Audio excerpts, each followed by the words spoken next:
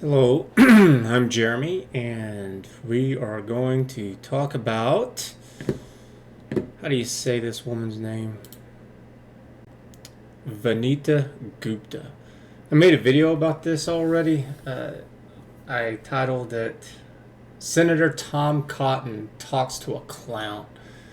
It's a ridiculous interview that they have, or discussion, or whatever. It was with this. It's her confirmation process that she's going through here. So let's get into this a little bit. We're going to go into who she is and what she's done, what she's looking to do, and some of the comments that are made here. And I'm going to talk about why all this is just trash. And it's not like borderline, it's pretty obvious. It's extremely obvious that this is stupid. So before we get into it, make sure that you hit that like, subscribe, thumbs up.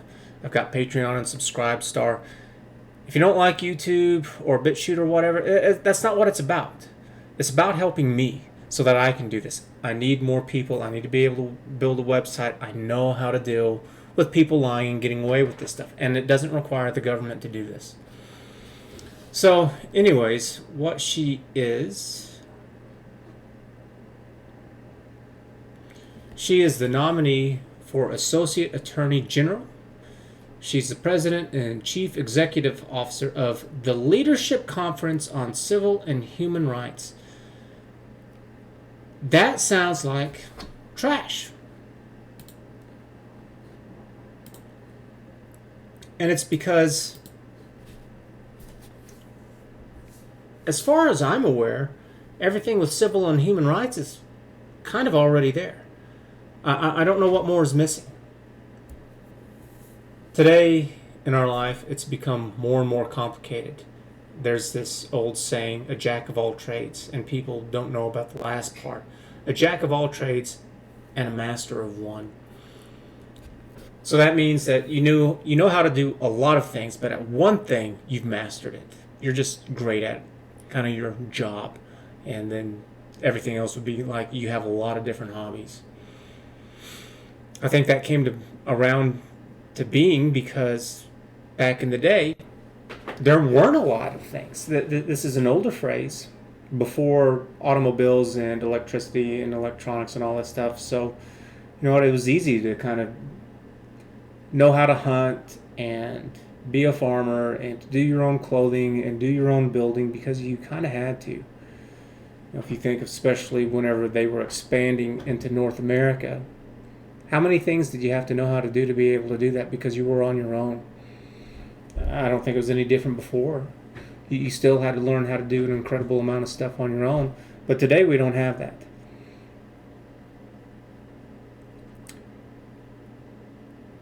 And I think because they had all of this time, I think that they were much better at understanding on how to treat people. Because they didn't have all this technology, all of these books and newspapers and radio songs and TV shows and everything else. That actually a lot of your time was probably just spent kind of walking around because there was no other option and it just took forever, so it left you to your thoughts. So you thought about, well, how did you treat others? Maybe you didn't really associate it with treating other people well, but definitely with your friends and family. So I think people back in the day probably had a better idea of having a better concept of morals and values. That, and also that there just weren't a lot of people, and if something happened to you, you were really desperate for other people kind of stepping up and helping. Still today, in a lot of places in the world, you'll have 3 generations of family living together, where you have the children, the parents, and the grandparents, all under one roof. And that's the way that it's been overwhelmingly throughout history. Because what were they going to do? You couldn't put senior citizens into a retirement center. They didn't exist. Those things are relatively a new phenomenon. So what happened? They just stayed at home. They died at home. They had the funeral at home. I think the funeral parlor, if I remember correctly, it didn't come along until the Wild West days, and they built those coffins. And even whenever a lot of the times with those wooden coffins, you would have like a little mourning or viewing at home, and it was in the living room. I think that's, if I remember correctly, again, I think that's actually how the living room started off. Was that's one of the purposes the living room served, was to kind of say goodbye to people who had passed away, and that some people kind of kept their friends or family a little too long, got a little stinky in there. It used, and part of that reason was because they learned how to do embalming really well, and so they could keep the corpse kind of fresh a little bit longer. And that before embalming, it's like, no, you got that body in the ground, you got it in quick. So you didn't want to spell the nonsense that was going on with that. And I think this stuff is just a bunch of virtue signaling. Civil rights division. What are you talking about? So you cannot discriminate against race, sex, color, gender, or national origin. All these things have one thing in common besides religion, and that is these are all characteristics that you have no control over. You have no control over the color of your skin, what gender you are, where you were born, yada yada yada. So if you want to know if you're truly a bigot, if you're really someone who's bad, ask yourself: are you pissed off at this person or this group based off of something that they had no control over? And if the answer is yes, then congratulations, you're a bigot. If not, then you might be an alright person. Even though those things are there, that doesn't mean that you still can't get away with it. So for example, if you wanted to go after someone over those characteristics, it's not like there aren't 1,000 other characteristics that also describes that group.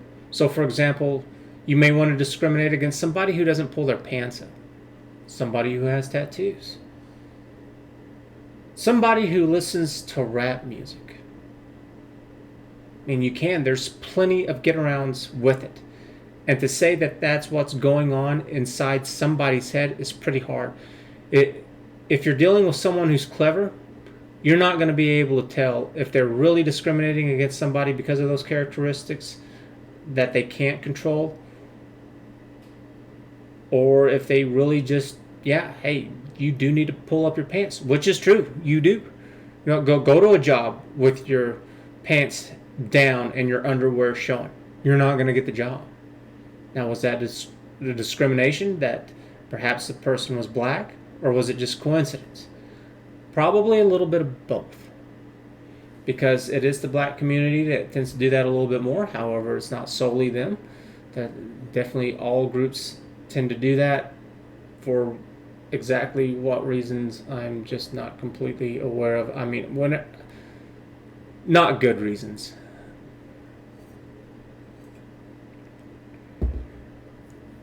And so this just looks like this is somebody who's just kind of playing off emotions and feelings instead of actually doing anything. I hear time and time again about how if you want to have a good job and you want to get paid well, go to work for a fundraising group or a charity group. They get all this money and they spend more money on administration than actually doing what it is that they're supposed to be doing. And that the place is just, that these places are just all over. And this seems to be her resume. And so from 2014 to 2017, she also served as the Principal Deputy Assistant Attorney General. What a title. What talk about trying to glamorize yourself. And head of the Civil Rights Division at the U.S. Department of Justice. Okay, so yeah, that sounds like in one of the previous videos, talked about how the executive branch just makes up all these departments. A bunch of grandiose virtue signaling where they don't need. I don't know if she needed any kind of confirmation to be able to get this, but that's what the executive branch is doing, is that they're making up these departments and then they're just filling in them with people. Because it's the head of the Civil Rights Division at the U.S. Department of Justice. No, that's got to be within the judicial system. So, where she was the chief civil rights prosecutor for the United States. I'm tired of these lies. And so here we have a video with John Cornyn, and he's from Texas, and I don't even know how to say his last name. And he's on the Senate floor, and he's talking about whether or not if she should be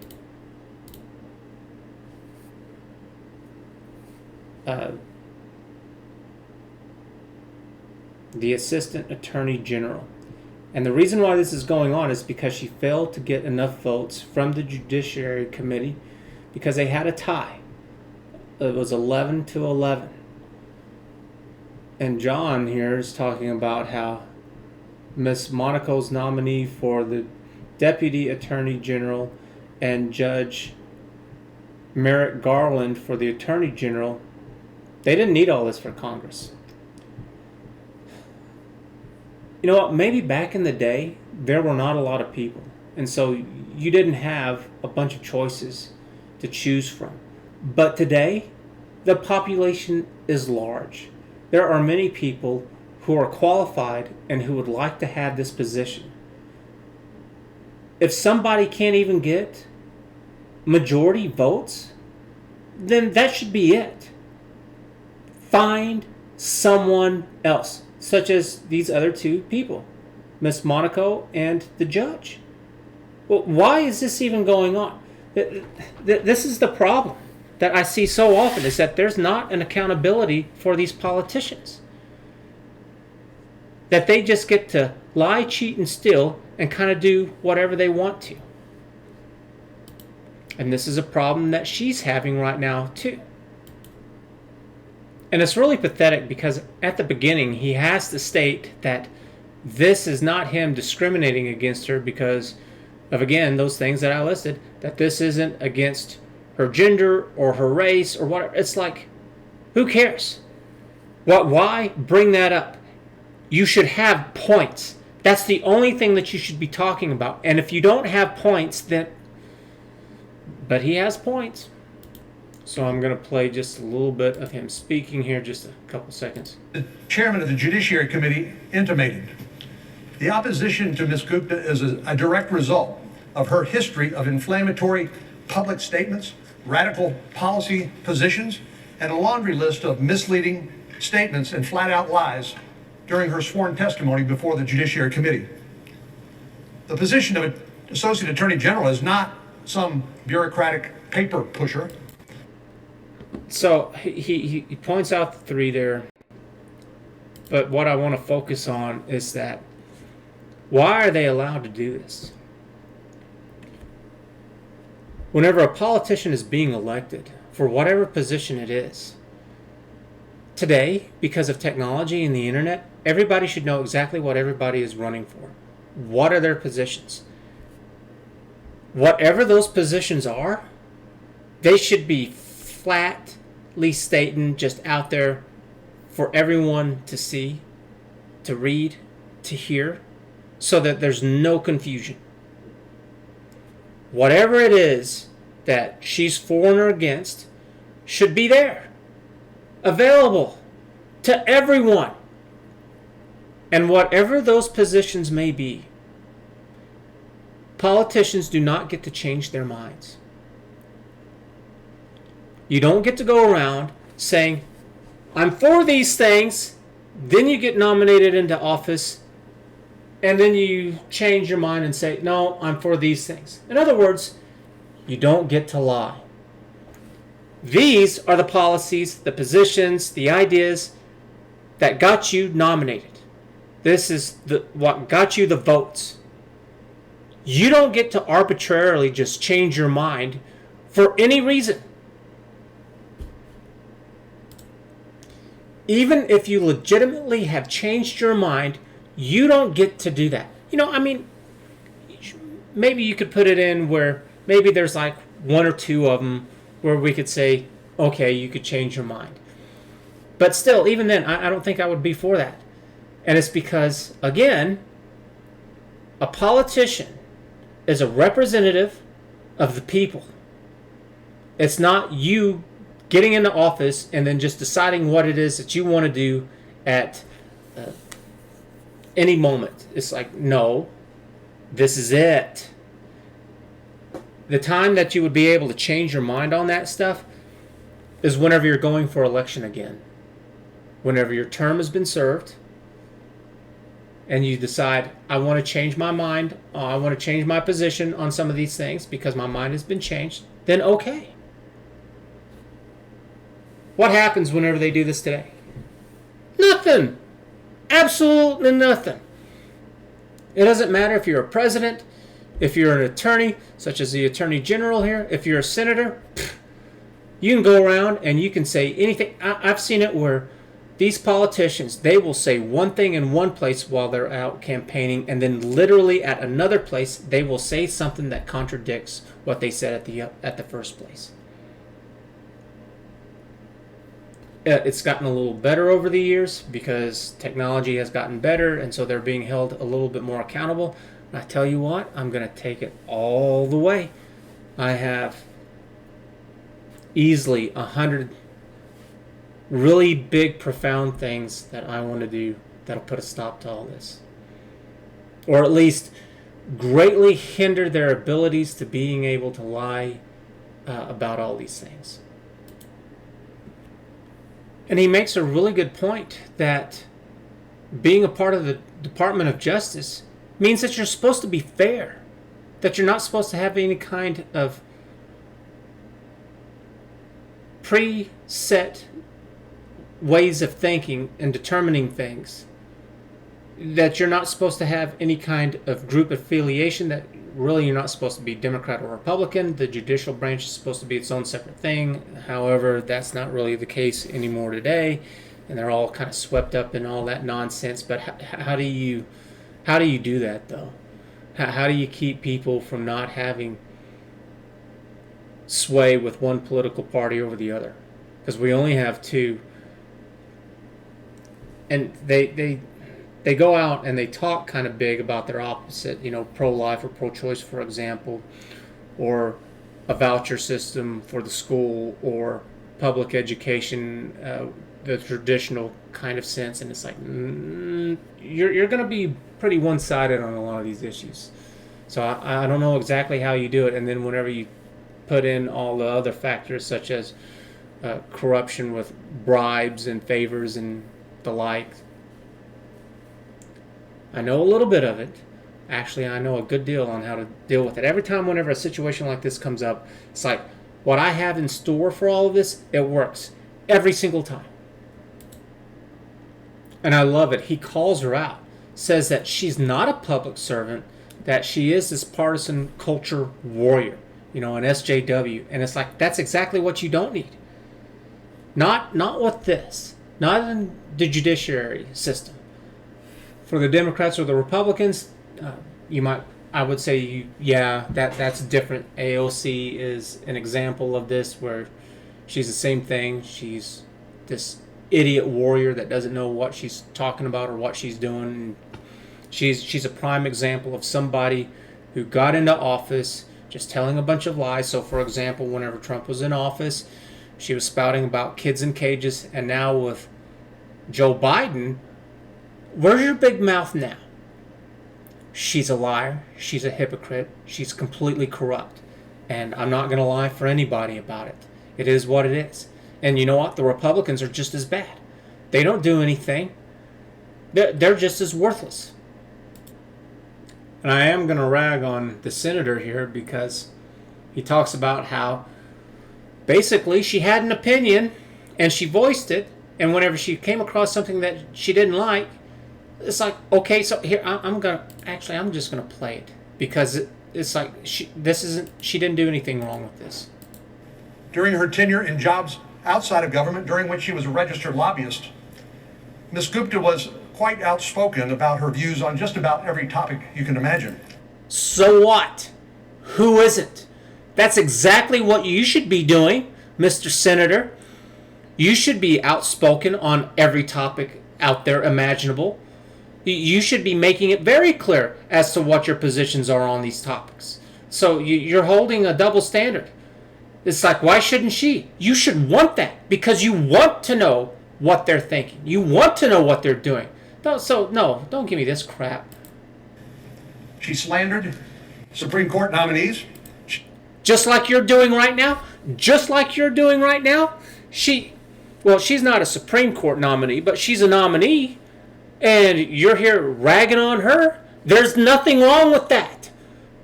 She vilified. There's a problem, though, if you're just flat out lying. That's different. Organizations that she disagreed with. She even... So? She disagreed with them? Yeah, I just did that too. With her little civil rights places that she was at. That she's the president and chief executive officer for the Leadership Conference on Civil and Human Rights. That just makes me cringe. There's nothing wrong with that. And took a crack or two at a number of our Senate colleagues. Who cares? You want a little safe place there, you little snowflake? Guess what? You're not getting it. But the words I find most troubling are those that relate directly to the policies of the Department of Justice itself.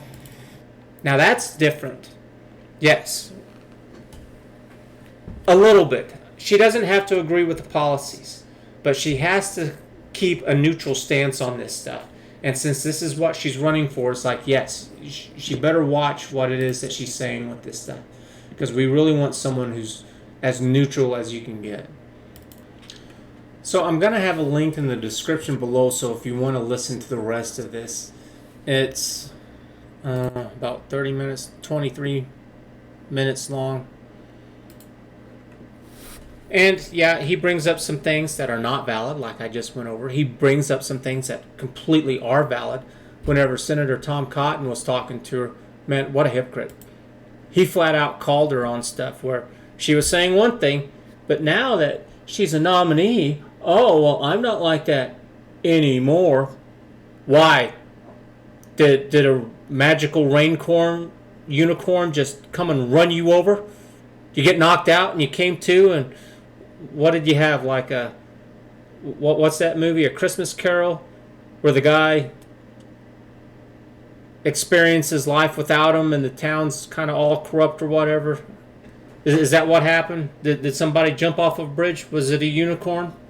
Did it jump off of a bridge? I mean, really it was a man, but with all your gender pronoun stuff, you called it a unicorn. I hope it farted some glitter out of its ass as it jumped down and got in your face. Is that what it did? Got in your face, you breathed it in, and now you're just magically different? Because she can't account for it. She can't point to an instant where her mind was changed. Because I'm all for people changing their minds. That's fine. When did it happen? Lies, lies, lies, lies, lies. Tired of it. So anyways, I hope you've enjoyed this. I will catch you again later.